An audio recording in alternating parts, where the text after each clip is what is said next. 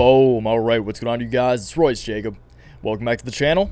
In this video, we are going to be doing a good old macro analysis. If you guys have been tuning in the channel over the course of the past week or so, then you would know that I'm personally short-term bearish on both the crypto and equity markets. Now, I want to make it very clear that my long-term bullish sentiment remains unchanged. By no means do I believe that the great bull market of 2021 is over just yet, but as I just said, I do foresee more short-term downside, and I want to talk to you guys about how I'm personally attacking this and what kind of correction I'm looking for prior to being comfortable accumulating more of these shares that, once again, I'm very long-term bullish on. So let's get into it. As always, we'll quickly go over some of the names we're going to be discussing today, and then we'll dive into each one individually. In front of us, you guys know the drill, Trading View, where we'll cover the following names today in this order, going down the watch, as you can see here on the right. As always, kicking it off with the king, Bitcoin. Okay, so if you guys did catch the crypto convo I posted yesterday, I talked to you guys about this head and shoulders on the medium term. That's pretty much playing out over the course of this month that I still believe is going to play out. And every day that passes, I become more confident that this medium term head and shoulders pattern to the downside will play out. Okay, so of course we will dive into that a little further once we actually get into the charts, but we will kick it off with Bitcoin. After that, we're going to move on to the SPXL, which is a 3x bull ETF of the S&P 500. Pretty much going to act the same as the S&P 500, but I want to show you guys the SPXL because that's what I'm trading personally. I've put options on the SPXL. Moving on to VIXY, which is a volatility index ETF. Okay, so it's an ETF of the VIX, or the CBOE volatility index. This VIX is inversely correlated to the S&P 500. So if the S&P 500 goes down, the VIXY will go up. And the VIXY is the ETF that I choose to trade. Call options on the VIXY, just to let you guys know right now. All right, so S&P 500, the VIX, the volatility index, and then we'll move into the dollar, okay? So the Dxy is the US dollar index. This is the dollar weighted against other global currencies, all right? And this just shows the strength of the dollar.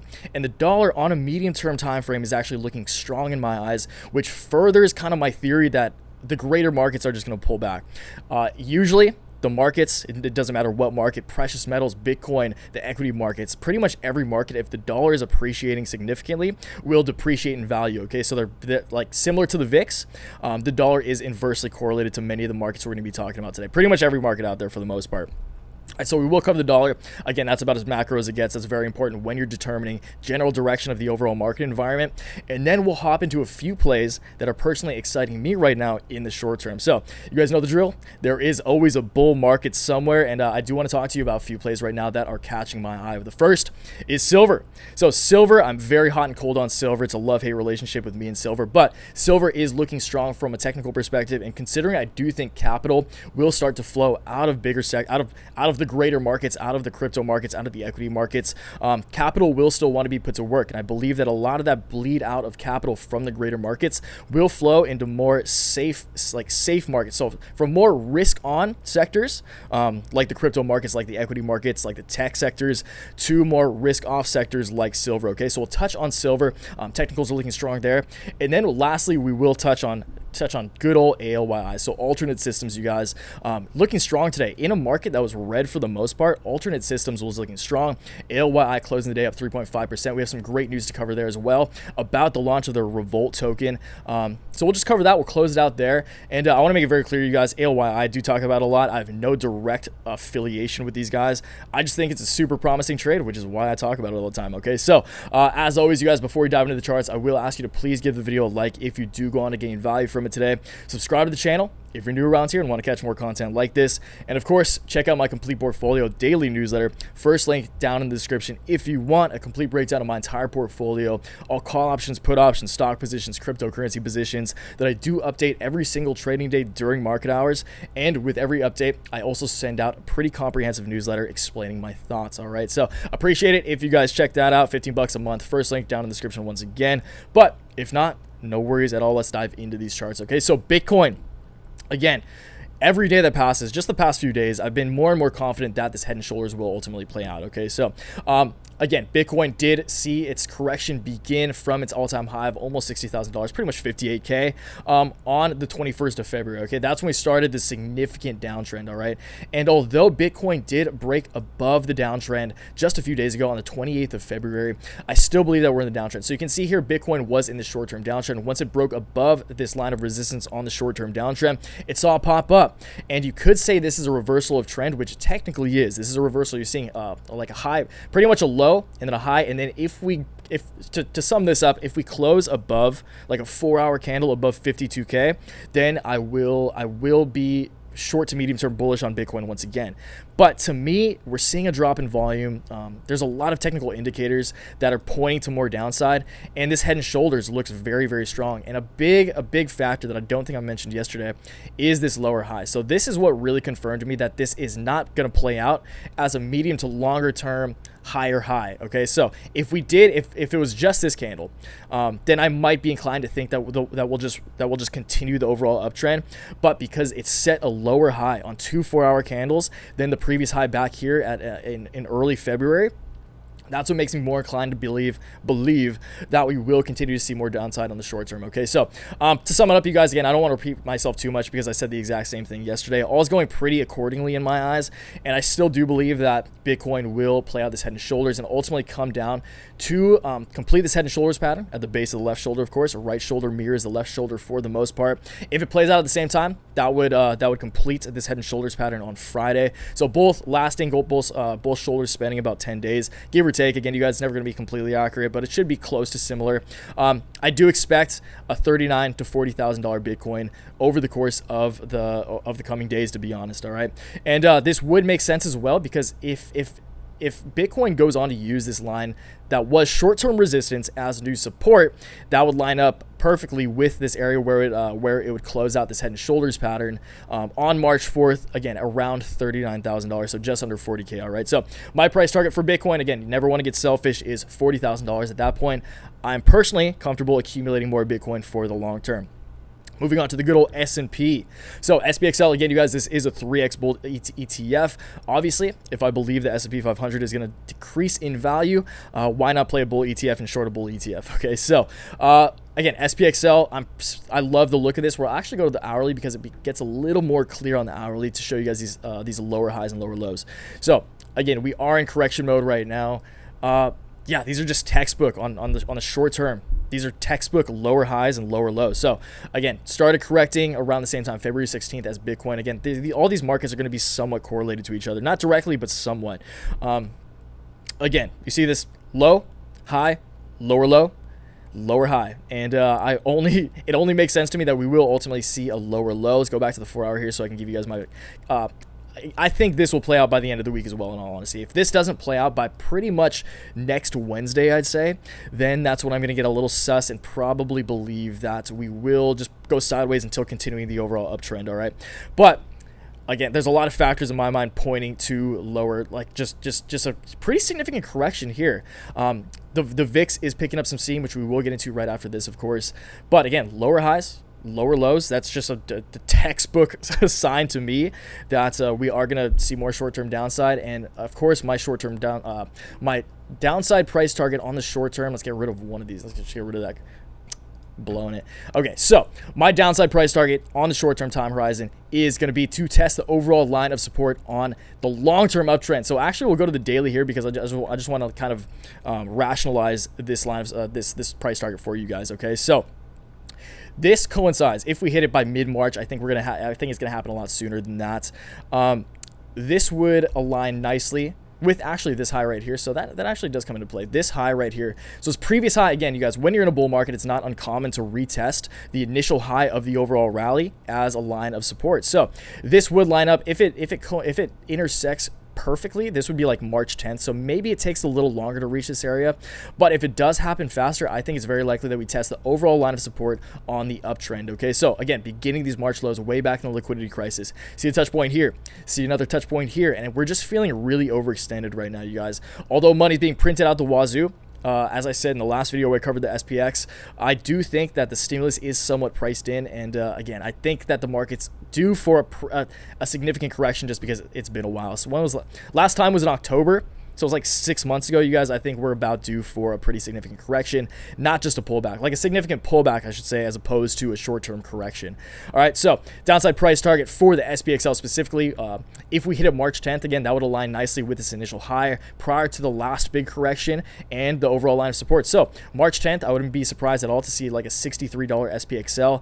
But again, because the markets are feeling pretty volatile right now, especially after Tuesday, recording this on Tuesday, I do feel that we could see a lot of this play out over the course of this week and pretty much not quite resolve this pullback, but see a lot of the downside price action by the end of this week. Again, you guys, this is just my opinion. Trust me, my money's on what I'm saying, but keep in mind, I could be wrong as well. So moving on to the VIX, again, the Volatility Index ETF. There's a few ETFs that you can trade for the VIX, but this is just the one I choose to trade personally. All right, so the VIX is looking very appealing to me. Let's actually go to the 4-hour here so I can talk to you guys about what I believe is going to play out. So the VIX is in a overall megaphone pattern. So let's focus on this right now. This orange line right here is a long-term line of resistance on the downtrend. And once VIXY specifically broke above that, that's when you see it go real parabolic right here. Okay, so it broke out of this line of resistance on the overall downtrend because VIXY's been getting clobbered ever since the stock market's been doing well. Again, it's inversely correlated, so it'll do the exact opposite. VIXY popped up, is definitely using this line of resistance and has solidified the fact that it's using this as a line of resistance, and I believe it's very, very likely that this will once again come into play if we do see a pop in VIXY like I'm expecting. Okay, so again, if the markets do continue to correct, I think VIXY could execute a beautiful slingshot pattern and just pop straight up to test the top side of resistance on this megaphone pattern. So again, it's called a megaphone. This cyan line right here, this angled line down, creating the megaphone pattern. All right. So again, the markets would need to correct, but because I think the markets are going to correct, as I just stated, I do think that VIXY will pop. So my upside price target for VIXY, if this plays out once again, maybe by like March 10th. So let's just say March 10th, just because that's kind of that's about where, again, where the SPX, where the initial high on the SPX and the overall line of support coincide is March 10th exactly. So I will use that as my price target for VIXY as well. If we test the top side line of resistance on this megaphone pattern while the SPX corrects on March 10th, that would take us to a $20.40-ish VIXY. Okay, so that's a very significant price increase from where we're at now at like $12.50. So this is a very exciting trade to me. Again, I do personally have call options right now on the VIXY, and those will prove to be very lucrative if we do see the markets correct further. All right, moving on. Dxy the Dollar Index. Again, you guys, this is very important to keep an eye on if you guys are trading the overall market. So this chart did not sync. Cool. That's all right though. So the DXY is in a short-term uptrend, all right? And this is kind of a weird chart, all right? So this line right here, similar to VIXY, is actually a long-term line of resistance on the downtrend. You can see TA 101, again, you guys, as always, it is somewhat using this line, this previous line of resistance as new support. It's dipped down a few times, but for the most part, it'll ultimately jump back above it. Regardless, the short term is looking good for the DXY. You can see here, just this kind of short term downtrend that it was in right here. It did break above that, and once we broke above that, we saw a nice rally. Right now, I expect us to see a higher low. Again, reversal of trend. You're seeing this high, the first low. And I do think this is going to be the first of a bunch of higher lows and higher highs prior to testing the overall line of resistance on this more medium-term uptrend beginning at the beginning of the year. Okay, so again, January 11th, you see a few touch points here. This is definitely a trend line that is in play.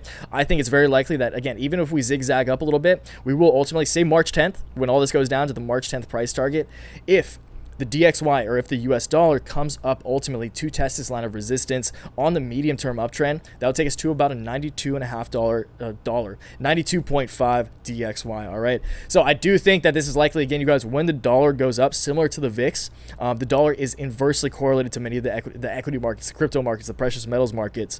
So if the dollar does well, it's pretty likely that many of these other markets that have been seeing so much love do a little less well, do a little more poorly. Okay, so that said, and again, although I did just say precious metals can be negatively impacted by a strong dollar, silver is still looking good to me from a strictly technical perspective. So let's take a look at silver right now and just talk to you guys about this pretty beautiful ascending channel that silver is in, and I do think silver will ultimately just kind of play out. So my primary fundamental argument for silver, if you guys haven't heard me say it before, it's silver is historically undervalued. The gold silver ratio is still way in gold's favor. Silver's all-time high is at $50, and gold is currently floating pretty close to its all-time high. It did correct significantly since its all-time high back in like the end of summer of 2020 when gold did set its all-time high. But silver, again, silver's all-time high is $50 10 years ago, back in 2011. So silver, from an all-time high perspective, still has a long way to go, still has a lot of catching up to do. But from a technical perspective, I think it's looking good as well. The other fundamental perspective, the other fundamental argument for silver, as I said in the beginning, as capital flows out of these more risk-on sectors like tech, equities, cryptocurrencies, etc., I do think capital will still want to be put to work, and I do think that, considering silver has really not seen love since the end of summer of 2020, that I think silver as a great inflation hedge, precious metals as the OG, the legacy inflation hedges, again, in a world that's still printing trillions of dollars, literally, I do think that silver could see its time to shine. Silver could see some love in the short term, all right? So from a technical perspective, silver isn't a beautiful, it's played out this macro bull flag that we've been following for so long. Again, huge, beautiful bull flag right here. Parabolic move up followed by a big old descending triangle. Broke out, did see a nice breakout here, and silver is now in a very nice ascending channel coming out of this bull flag. So technically, silver looks amazing. Again, silver has bit me in the ass over the course of the past few months, in all honesty, because it'll just go up, it'll pump, it'll drop. But technically, silver is like a really, really strong medium to long-term trade. And I do think that ultimately, now that silver has nicely bounced off this line of support on the ascending channel right here, like pretty strong ascending channel, so pretty solid line of support. You can see a few 4 hours closed just below it, but immediately got eaten back up with buy orders, which is good to see from again, a medium-term perspective.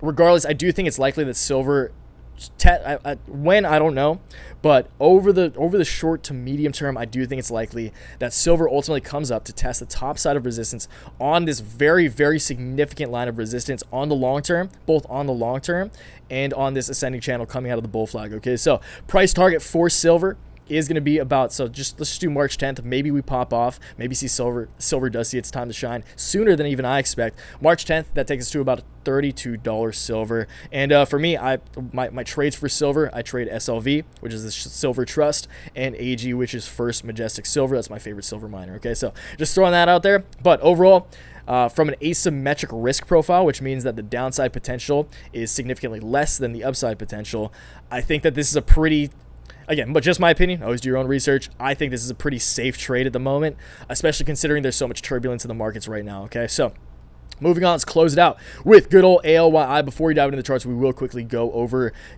this guy right here. So let's zoom out a little bit right here, get a little more digestible on the charts. Okay, so before we do dive into price action, though, I do want to talk about this announcement that just came out today. Okay, so ALYI announces March 4th Revolt token ICO date. Alternate Systems OTC ALYI today announced its finance partner Revolt token plans to make tokens available for sale beginning this Thursday, March 4th. It's a big deal. It's a huge deal, you guys. This is what we've been waiting for if you guys have been following the ALYI journey. Revolt Token CEO Heinrich Dabrowski, and I quote, "We expect to send out an email in the next 24 hours to have all register to all that have registered to make purchases on the Revolt Token website expressing interest in the ICO. We further plan to publish a press release with the same information forthcoming in the email, and then press release will have the final details on the Revolt Token ICO." So, you guys, I'm signed up for this. Of course, I'm tuned in super closely to everything that's going on with this ICO. If you want to check it out, revolttoken.com or just ALYI alternatesystem.com. You can probably find the link somewhere. Just Google this news article and you can probably find it. Okay, but again, we will definitely touch on this more, especially as the ICO gets rolls out. I believe they are issuing 100 million shares, 100 million tokens, I'm sorry, at $1 a piece. So they're trying to raise a total of $100 million to fund the ALYI electric vehicle system, all the sick bikes that we've been taking a look at over the course of the past month or so. Okay, so very exciting times here. Again, ALYI, one of the few stocks in the market to close in the green today, which is very bullish. Again, something I always look at right here, ALYI has been getting slaughtered since early February. We've seen like a 3-week correction now, and I think 3 weeks, 70% correction from its high of almost 20 cents, which is crazy because we started talking about it way back at 2 cents. So 10x from when we started talking about it, corrected all the way down to where it's sitting now, even a little lower, corrected to a low of almost 6 cents, which is crazy. But I think that ALYI, from, as I just said with silver, from an asymmetric risk profile perspective, meaning that, again, the upside potential outweighs the downside potential, downside risk, I should say, is very strong in my opinion. You can see both, like two factors here, right here. Two wave theory, kind of a bull flag, but more of a like a bubble and then pop. I call this a two wave theory. So you see the parabolic move up, you see the bubble pop a little bit, you see it capitulate, build strength, go sideways for a little bit, and then ultimately you see it probably take off again, which is what I think ALYI will do, following especially this Revolt token ICO news. Again, two factors right here. We just broke out literally today. This is very exciting for me to see. We just broke out of this line of resistance on the medium-term downtrend beginning February 10th. Again, this correct, the 70% correction we've seen, and we're also dancing like right above this overall line of support on this uptrend beginning at the end of January. Okay, so again, dancing. This is a very strong line of support right here. This is actually a little stronger right here because you can see it actually like bouncing. You have multiple touch points here, which I really like to see. Broke out of this bull flag two wave pattern, and it's also bouncing right now perfectly off this line of support on the overall uptrend. Again, maybe we fall further if the greater market environment does decline like I think it will. It's always possible, you guys, that even promising plays from a technical perspective will continue their short-term downtrend. But ultimately, as many of you guys know, my long-term price target for ALYI is $10. A year, 2 years, 5 years, 10 years, I don't know how long. But this project is so promising in my opinion that I do think that it can easily hit a $10 share price ultimately with a market cap of only $1 billion. So if ALYI reaches $10 per share, that would mean it's only at a $1 billion market cap, which is still tiny in the grand scheme of things. It's currently sitting at, I believe, a $9.3 million market cap. Again, a 10x from where we're at right now would be a $90 million, and a 100x, which is what I'm looking for, a 100x potential that Mars shot, the Mars rover. 100x from here would be 900 million, still sub $1 billion. That's a tiny market cap still in the grand scheme of things, especially with the scale, the potential scale of this project. Again, creating the Harley-Davidsons, the Harley-Davidson of electric vehicles, targeting emerging markets in like India and Africa and stuff. Okay, so very good story. Again, the execution, we'll have to see. I can't guarantee you any sort of execution on their end. I don't control that. But as far as story goes, as far as potential goes, I think there's a lot here. Again, short-term price target, if we do see a bounce, if we do happen to go parabolic off this news, say the Revolt token ICO goes very successfully, I think it's very likely that ALYI once again comes up to test the line of resistance on the overall uptrend beginning at the end of January. And if we hit it March 15th, mid-March, so a few weeks out from now, if we hit this in mid-March, that would take us to a 45-cent ALYI. From where we're at now, that's cool. That's cool. 6x right there. Okay, so very exciting. That's not a 6x. That is, it's almost a 6x, like 5-6x. You guys get the point there. It is a solid multiple and a very exciting trade once again, in my opinion. So let's hope that plays out. Again, my money is always on it, you guys. I'm sorry it was a long morning. I'm stumbling over my words. I apologize, you guys. But I appreciate you watching. Please let me know down below in the comments what your favorite name of those that we talked about today. I know this was a little more on the bearish side. These videos, I don't have as much fun making these videos. I know they're not as much fun to watch, but that's the reality of what I'm making. I want to be as transparent as I possibly can with you guys. So I just figured do a macro analysis, literally talk about exactly what I wanted to talk about today and what I felt was important to share with all of you guys. So I hope you appreciated it. Again, I do let me know what you think about any of the names we talked about today. If you see more downside, if you see upside for plays like silver and ALYI, or if there's other stocks in the market that you're personally excited about as well. Okay, so always love talking shop with you guys. Always love learning from you guys. So I will catch you in the comment section down below. And until next time, always remember, take action, make waves. Peace.